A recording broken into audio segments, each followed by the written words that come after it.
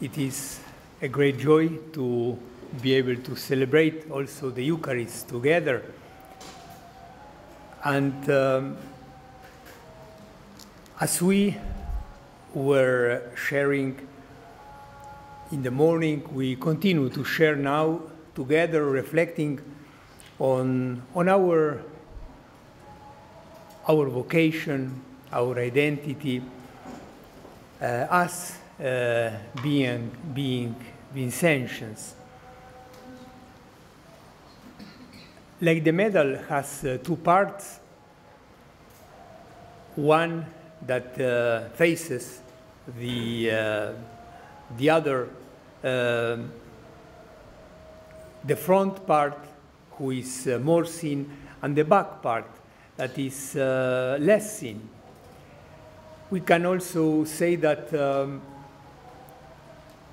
many times the people will see more the part of the medal that is seen through our deeds, through our concrete engagements in ministry, in different services. But the other part will not be that often seen, but makes part of the same medal, and it's indispensable, as we cannot imagine a medal without front and back. In any case, it has front and it has back. That's the way also us being a Vincentians is about. The charism, the spirituality are one.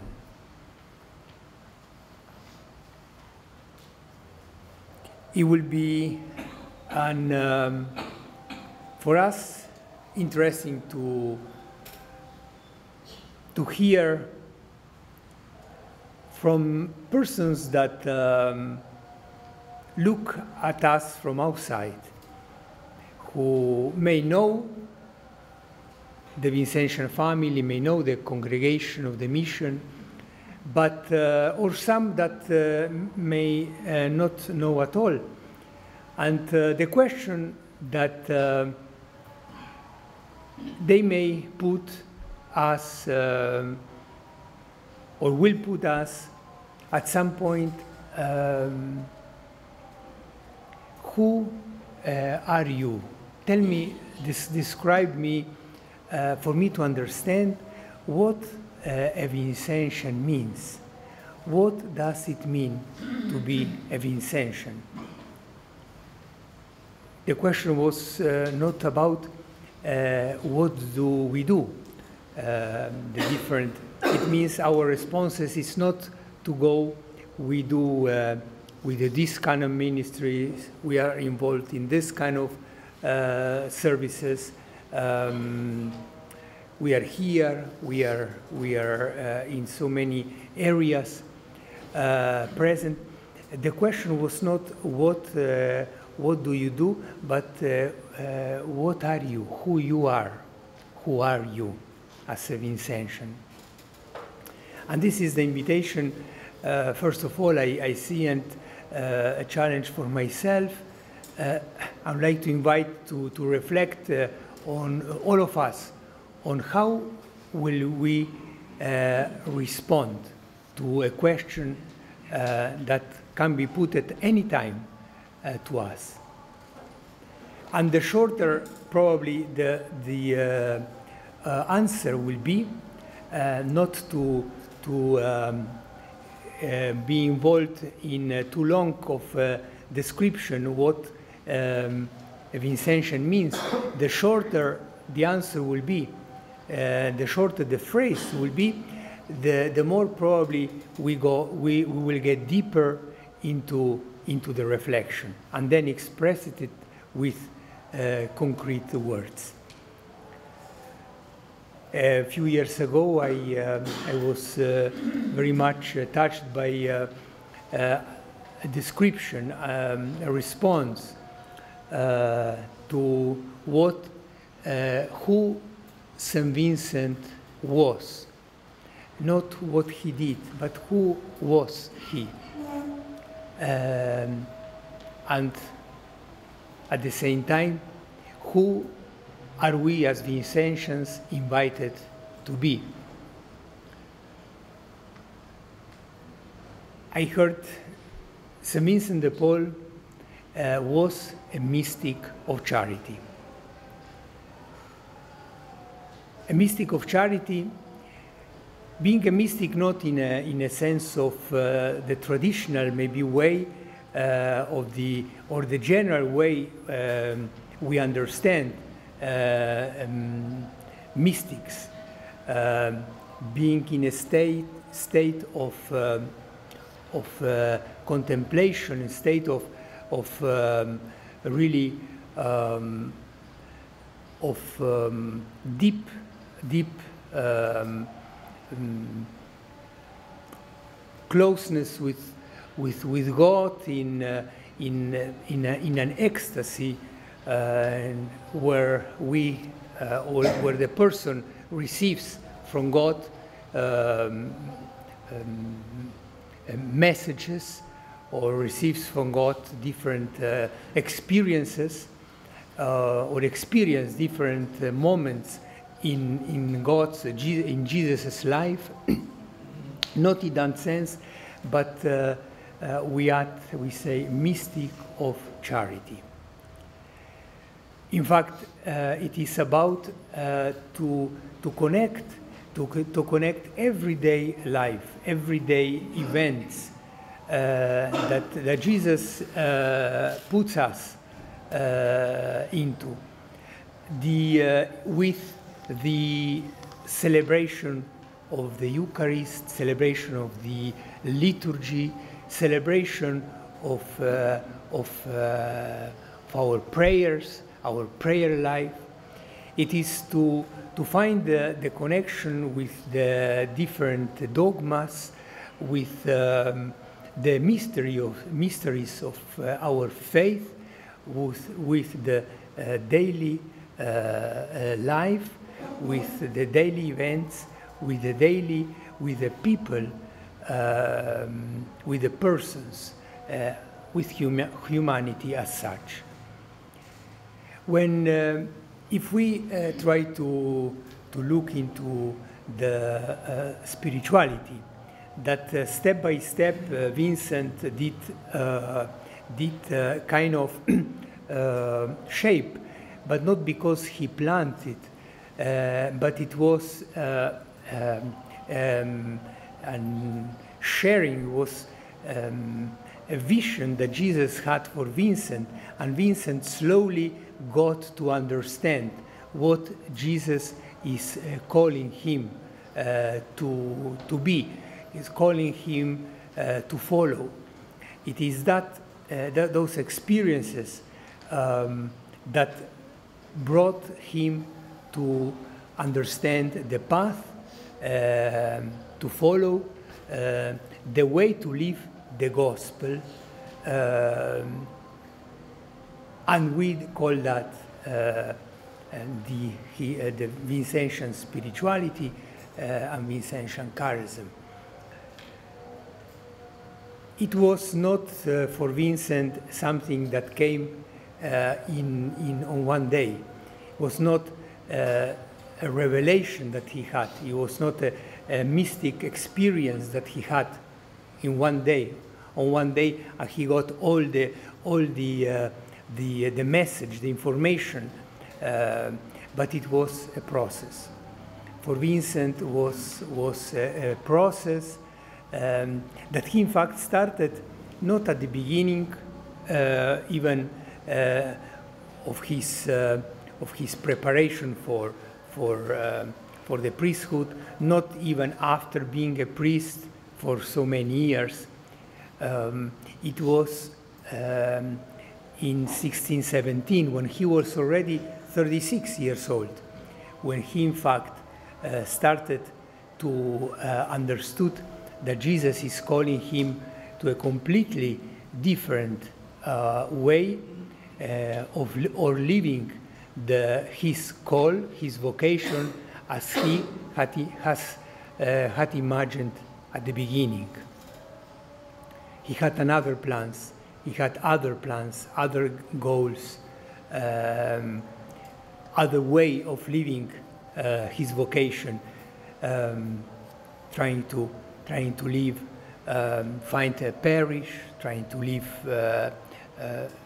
kind of a more life without much worry about finances, his economic state, to help also his family. Jesus started to change all of those things, and it was through his conversion. It is in fact not just something that he saw that he needs to react, the poverty, the spiritual poverty in his encounter in Folleville, the material poverty, the encounter of the parishioners in Châtillon, the material poverty of the people, the abandonment of the people. He felt that he needs to respond to these needs, but it was parallelly the beginning of his own conversion. And it's that movement inside that he started to experience, and the conversion was on an ongoing process, that he also started to be open to Jesus, shaping his way of understanding the gospel for Vincent. Vincent was put foundations of his spirituality, and the foundations are the incarnation. The incarnation became for Vincent the turning point when he discovered that Jesus lives in the poor and the poor in Jesus. How many times it shared this with the daughters of charity, with us, to meet the needy, the person in need, it's to meet Jesus. It means it's a reality that it's not just that happened once 2,000 years ago, but the incarnation keeps happening every day. And the more the person is in need, the more it's poor, the more clear you can see the face of Jesus in the person. The Holy Trinity. Today in the morning we share the model of the Holy Trinity as a model for our communities. For Vincent, it was this the message he wanted to relate to us. Again, not some mystery, not some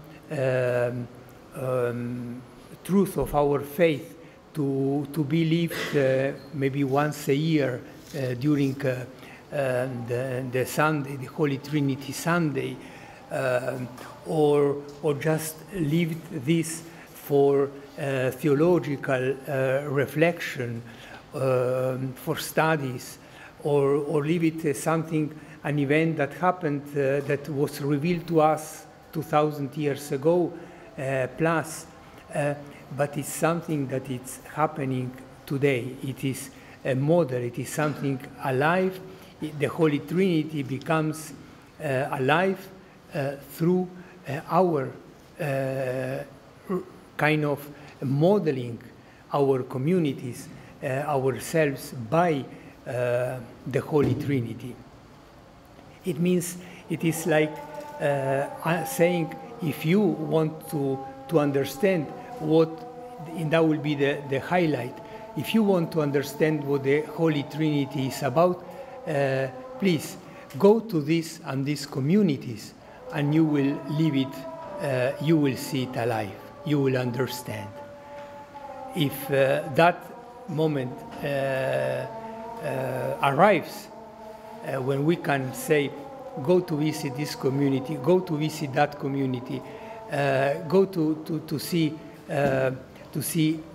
that group, you will understand what the Holy Trinity is about. The Eucharist. The Eucharist for Vincent was, as he left it also, and all this is shared in his common rules.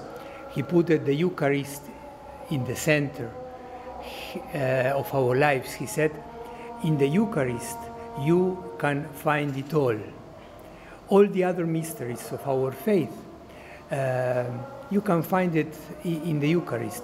You can find in fact, meet all the stages of Jesus' life in the Eucharist.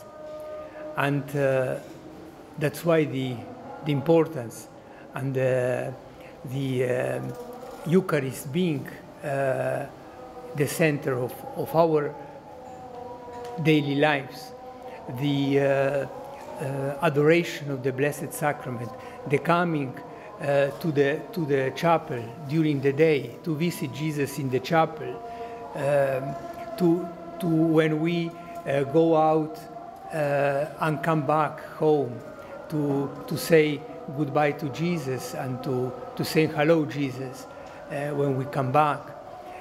It is that constant interaction with Jesus in the Eucharist. Providence. For Vincent, as a person also of a character very independent, with his own projects, with a lot of talents, incredible talents of among other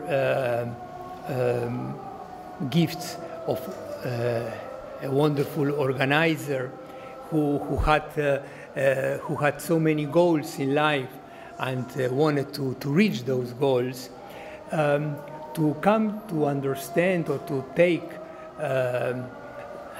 or put Jesus in the first place, to say we need to give time to Jesus, we need to listen to him and follow him, not our own at the end goals. If the message becomes clear that is another way I need to live or follow. To follow Providence was probably not easy at all for Vincent. But what means to surrender to Jesus totally, to trust him totally, to come to a point, as Vincent said, we will not run before Providence, we will not run ahead of Providence. And he was not once kind of reproached by the confrere, saying, but you see the needs, the thousands things we need to do, the people are waiting, and he not always was ready to say, let's go without taking time for prayer, for reflection, and then act.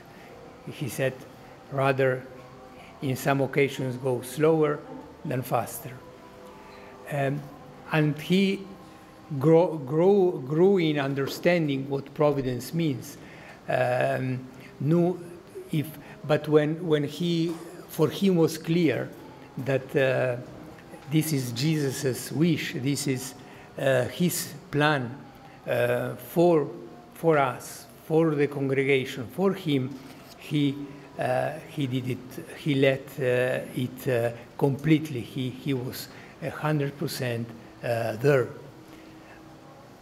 Providence for him was one of the key, also foundations of his spirituality. Mary. Mary, as he put it in the common rules, it's the model. He said, if you want to look at the model, Mary is the model of Christian life. A model, he put it her as the model. He said, she is the model to follow. She was the first Christian. She is the model for us to follow. By finding the bridge between our daily lives and the celebration of the Eucharist, liturgical celebrations, the reflections of the mysteries of our faith, Holy Trinity, Incarnation, the Eucharist, it is in fact what makes us shape into mystics, being in a constant contemplation, mode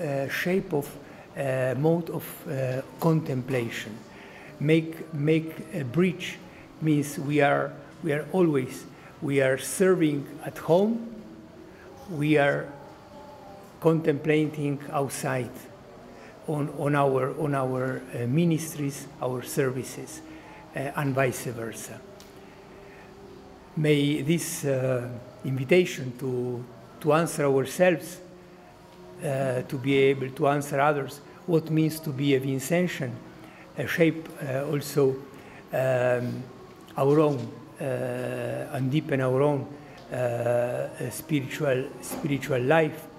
And may this mystic of charity, St. Vincent de Paul, be an invitation for us, each one of us, to become more and more, or reach more and more the goal of becoming mystics of charity ourselves.